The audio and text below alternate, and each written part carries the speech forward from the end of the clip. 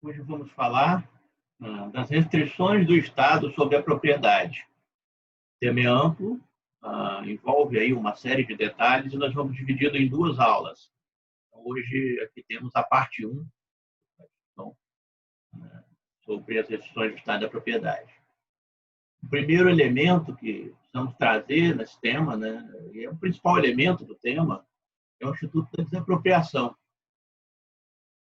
O que é a desapropriação? Desapropriação é o ato de expropriação, a retirada do patrimônio privado do seu proprietário pelo poder público. Isso é possível. Nós temos aqui no direito brasileiro, é um direito fundamental, o direito à propriedade, mas diz lá a Constituição também que a propriedade deve atender à sua função social.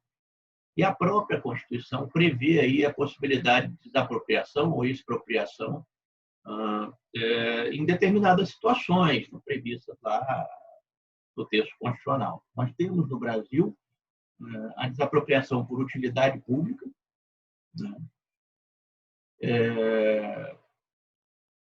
por interesse social. Temos uma prevista lá no Estatuto da Cidade, nós temos a desapropriação para a reforma agrária, nós temos uma série de modalidades de desapropriação que estão previstas no ordenamento jurídico brasileiro. Mas antes de tratar delas, eu queria combinar com vocês, eu queria ajustar com vocês, para a gente entender o que é essa coisa da desapropriação e quais são os seus pressupostos. O que faz com que a expropriação possa ser caracterizada como desapropriação? O que faz com que ela se insira nesse signo há muito trabalhado pela tradição jurídica?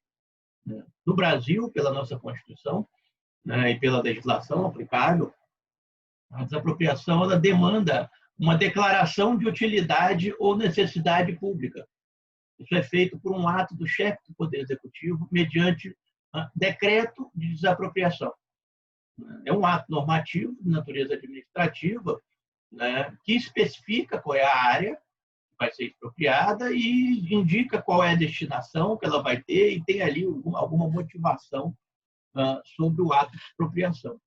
E ela supõe, no direito brasileiro, indenização justa e indenização prévia. Para algumas modalidades, essa indenização tem que ser em dinheiro, para outras não. Então, não se cogita de desapropriação onde não há indenização, e essa indenização precisa ser justa e prévia. Ali adiante, nós vamos tentar definir o que é a justeza e o caráter prévio da desapropriação, mas é preciso que vocês saibam que algumas modalidades de desapropriação elas não têm a necessidade de que essa indenização seja paga em dinheiro. Por exemplo, a desapropriação para a reforma agrária pode ser paga a indenização por título da dívida agrária, ou a desapropriação do Estatuto da Cidade, que pode ser paga a indenização com título da dívida pública. Nós temos essa... Então, não é pressuposto da desapropriação, uma desapropriação lato sensu, o pagamento de indenização justa prévia em dinheiro. Esse é um pressuposto da indenização por necessidade, da apropriação por necessidade e utilidade pública. Para desapropriação em geral, indenização justa e prévia. Vamos às espécies, eu acho que ajuda a esclarecer. A desapropriação por necessidade e utilidade pública é aquela regida por dois títulos normativos. A utilidade pública está prevista no Decreto-Lei 3365 de 1941, ela tem ali uma série de regras, que o artigo 5º estabelece quais são as situações de utilidade pública, pode ser, por exemplo, a obra que o Estado necessita, etc. A Lei 4132 de 1962 trata da desapropriação por interesse social. O seu artigo 2º estabelece ali as hipóteses de interesse social. Uma das hipóteses de interesse social é a questão relacionada a terras, a entrega de terras cultivadas para as pessoas. Nós temos também, como um segundo item, um segundo tipo de desapropriação disciplinada pelo Estatuto da Cidade. Ela é uma desapropriação que tem fins urbanísticos, regida pela Lei 10.257 de 2001, que é o Estatuto da Cidade. Como eu disse aos senhores agora há pouco, a indenização pode ser feita em título da dívida pública, não necessariamente em dinheiro. Temos também a desapropriação para a reforma agrária, que é regida pela Lei 8.629 de 93, e também pela Lei Complementar 76 de 93, essa fala, aspectos processuais, a lei complementar, a lei ordinária está os aspectos de direito material e direito processual, né? E tem a ver com a ideia de expropriação de imóveis rurais que não atendem à sua finalidade social, são terras improdutivas, de modo a que essas terras sejam empregadas aí para assentamento de trabalhadores que precisam da terra para viver, né? Sobre reforma agrária, eu queria fazer uma observação a vocês, é algo importante, é que nós tivemos um conflito de terras. O Brasil não tem feito reforma agrária, é estranho não ter feito. No pós-Constituição de 88, nós tivemos um fluxo de assentamentos. Depois nós tivemos movimentos sociais e no entorno desses movimentos sociais havia interesses políticos. E esses movimentos sociais conduziram à invasão de determinadas propriedades num contexto que tornou difícil verificar se a terra era produtiva ou improdutiva. Por exemplo, a característica, invadiram uma fazenda de um órgão federal de pesquisa agropecuária, destruíram toda a pesquisa, sobrou lá terra arrasada. Difícil aferir se a terra era produtiva ou improdutiva. E aí o legislador reage a isso. O legislador, uma medida provisória, modifica a lei da reforma agrária, diz, olha, imóvel invadido não será vistoriado, avaliado, desapropriado. Invadido, esbulho possessório, ou conflito agrário ou fundiário. Então, não é qualquer imóvel sujeito à reforma agrária. É um imóvel que esteja não produtivo e precisa que seja mantida a condição de avaliação da produtividade ou improdutividade da terra. Esse detalhe é importante, as coisas volta e meia são lembradas. Nós tivemos, no curso desse movimento social e político, a invasão de uma fazenda de um ex-presidente da República, não vou mencionar o nome, acho que não é o caso, na região do Pontal, do Paranapanema, teve em voga na imprensa, parecia ser, à época, dizia-se, uma área produtiva. Houve uma politização do tema, o que não é adequado. A reforma agrária é uma aspiração social, está prevista na Constituição, a gente precisa fazer. O principal problema do Brasil talvez seja o problema de distribuição de renda, e a reforma agrária é um dos principais instrumentos do qual dispomos para induzir a distribuição de renda no campo. Além desses três tipos, necessidade e utilidade pública, Estatuto da Cidade, e a reforma agrária, existe ali a previsão, inclusive na Constituição, do que a doutrina convenciona chamar de desapropriação confiscatória. O problema, para chamá-la de desapropriação confiscatória, é o conceito que nós estamos trabalhando aqui na aula, são os pressupostos anteriormente identificados. Eu disse para vocês que qualquer desapropriação precisa ter uma declaração de utilidade pública e uma indenização justa e prévia. A desapropriação confiscatória não tem isso. Ela não pressupõe o pagamento de desapropriação. E ela não tem decreto expropriatório. A Constituição, no artigo 243, diz que as propriedades rurais e urbanas de qualquer região onde forem encontradas culturas ilegais de plantas psicotrópicas ou exploração de trabalho escravo serão expropriadas, destinadas à reforma agrária ao programa de habitação popular, sem qualquer indenização ao proprietário. Eu prefiro chamar, então, a desapropriação confiscatória de expropriação, como disse o Constituinte, foi o termo utilizado pelo Constituinte, voltada a culturas ilegais de psicotrópicos e exploração de trabalho escravo. É possível que existam outras hipóteses de perda de bens, de expropriação de patrimônio privado, sem indenização, mas elas não são certamente desapropriações. Então, o conceito de desapropriação é isso que nós temos para essa primeira modalidade de restrição do Estado sobre a propriedade. Então, vamos entender agora como é que ela funciona na prática. Parece que a desapropriação, o leigo, cidadão comum, imagina que a desapropriação seja apenas e tão somente aquela ação judicial de desapropriação. Isso é apenas a ponta do iceberg. Isso é, na verdade, a face que exterioriza o conflito que vai a público. Eu disse para vocês na aula anterior, a administração foi feita para cumprir voluntariamente o direito, para seguir o direito. Assim como a sociedade, as pessoas não precisam ir ao judiciário para saber o que precisa fazer e o que não precisa. Havendo dúvida, o judiciário, não havendo, o direito se realiza naturalmente. Portanto, a desapropriação tem um ambiente, tem um ferramental para induzir essa realização natural do direito. É algo negocial, consensual, é algo que imprima na sociedade a impressão de que o Estado foi feito para protegê-la, não para abusar dela. A desapropriação tem uma fase declaratória, essa fase é prévia à desapropriação, é a fase onde se situa o decreto expropriatório, que é onde vai iniciar a identificação da área, a destinação voltada ao bem,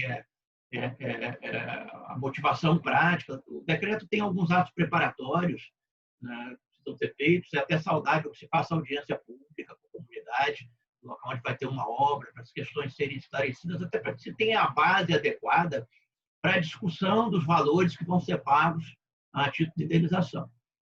A fase declaratória, então, é o decreto mais atos preparatórios, e eu tenho uma fase executória.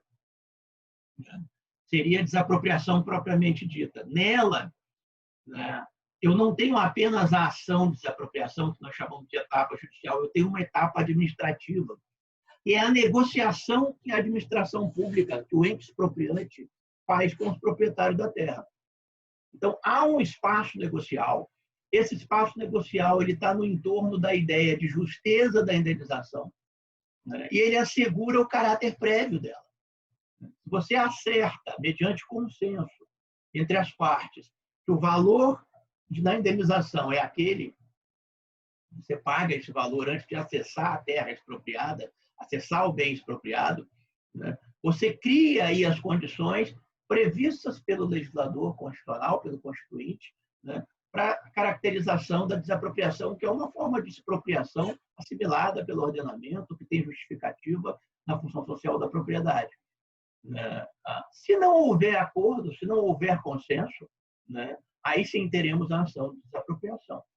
Nessa ação de desapropriação, o expropriado, o poder público, ele vai a juízo, né, ele apresenta ali uma espécie de avaliação dele do preço, e ele pode oferecer o depósito do preço que ele considera adequado, né, e esse depósito oferecido, junto com uma alegação de urgência, pode fazer com que o juiz confira ao expropriante uma liminar de emissão provisória na posse.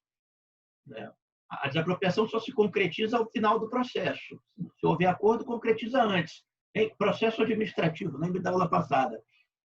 Ação de desapropriação, processo judicial, ela se concretiza ao final do processo. Mas é possível que o poder público tenha acesso ao bem expropriado, porque ele precisa fazer a obra, ele tem urgência, né, mediante a apresentação de um depósito judicial do valor da indenização.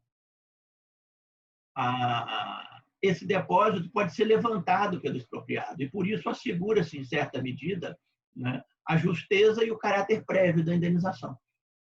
É claro, a ação de desapropriação é para discutir se o preço é aquele ou se não é aquele. Ou seja, o ambiente, a coisa que está posta ali é qual é a indenização justa, né?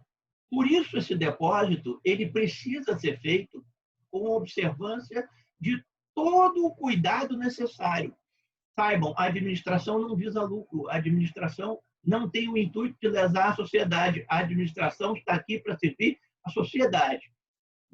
E é aí que inicia-se, após a Constituição de 88, uma discussão sobre se seria ou não necessária a avaliação prévia a esse depósito, prévia à emissão provisória na posse, porque o Constituinte falou que a indenização tem que ser não apenas prévia, anterior, o depósito resolve, mas também justa, tem que ser as duas coisas ao mesmo tempo. O Decreto-Lei 3365 de 1941, que traz o procedimento das desapropriações no Brasil, ele não previa essa avaliação prévia. E aí começa-se uma discussão sobre se seria inconstitucional ou não seria inconstitucional esse decreto-lei. E aí o Supremo resolve a questão, edita uma súmula, a súmula 652, que diz que o artigo 15º, parágrafo 1º desse decreto-lei não contraria a Constituição. Então, o Supremo afasta a necessidade de avaliação prévia. Veja, o Supremo é o Tribunal Constitucional do Brasil. É o Supremo Tribunal Federal que uniformiza a interpretação do direito no que concerne às questões constitucionais, as regras e princípios postos na Constituição. Então, o Supremo disse que esse dispositivo constitucional, que trata da desapropriação, que fala da indenização justa e prévia, não impede que se faça a emissão provisória na posse sem avaliação prévia. E aí nós passamos a enfrentar um problema, porque é comum, é recorrente, verificarmos os casos concretos, situações em que o depósito é pífio, é ínfimo, não tem nada a ver com o valor do bem. Isso é patologia, meus amigos, é algo que se resolve com correção do ato e sanção administrativa se houver tipificação do ilícito necessário. Mas nós precisamos dar conta desse problema, nós precisamos fazer com que a ação de desapropriação nos permita discutir e resolver esse problema. E talvez a solução para o problema esteja no próprio artigo 15, parágrafo 1º do Decreto-Lei da Desapropriação por Utilidade Pública. Talvez por isso o Supremo tenha tomado essa decisão. É porque esse dispositivo traz alguns requisitos para a descrição ali do valor do depósito. E se o juiz for rigoroso na análise desses requisitos, nós temos a condição de ter um depósito tão próximo quanto possível do valor da desapropriação, do valor da indenização justa. O que diz a lei? A lei diz o seguinte, olha, se o imóvel estiver sujeito ao IPTU, o depósito deve corresponder a pelo menos 20 vezes o valor locativo, o valor do imóvel ali para efeito de locação. Se o cadastro do IPTU estiver atualizado para imóveis urbanos ou do ITR para imóveis rurais no ano fiscal anterior, o depósito tem que corresponder pelo menos ao valor cadastral. Então, eu tenho um apartamento que vai ser uma casa vai ser desapropriada. O cara tem que depositar pelo menos o valor que a minha casa foi avaliada para efeito de IPTU. Eu tenho uma fazenda, um sítio vai ser desapropriado. Pelo menos o valor que o meu sítio, a minha fazenda, foi avaliada para efeito de pagamento do ITR. Isso resolve, em parte, o problema, porque como o poder público quer cobrar, ele atualiza o valor cadastral para ele cobrar o máximo. Daí eu tenho, é evidente, pode ter algum problema aqui e ali, mas eu tenho uma presunção de que aquele valor é verdadeiro e a indenização assumiria, sim, o seu caráter justo, porque corresponderia a esses valores e prévio porque é entregue mediante depósito. Não havendo atualização dos cadastros, o depósito deve corresponder pelo menos ao valor do último valor cadastral, acrescido da sua ulterior valorização ou desvalorização. Então, é possível fazer uma análise, não vai ter laudo, não vai ter avaliação prévia, o Supremo diz que não precisa, pode até ter, se o juiz quiser que tenha, terá.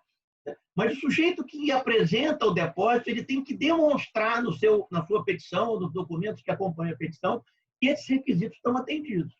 Se ele não demonstrar, o juiz não pode deferir a emissão provisória da posse. Agora, vejam, é comum que o juiz não faça isso. E quando o juiz não faz isso, nós temos problemas de toda a ordem, inclusive a necessidade de controle jurisdicional do procedimento expropriatório. Mas isso, meus amigos, é assunto para a nossa próxima aula, na qual a gente continua tratando do tema das restrições do Estado sobre o direito à propriedade.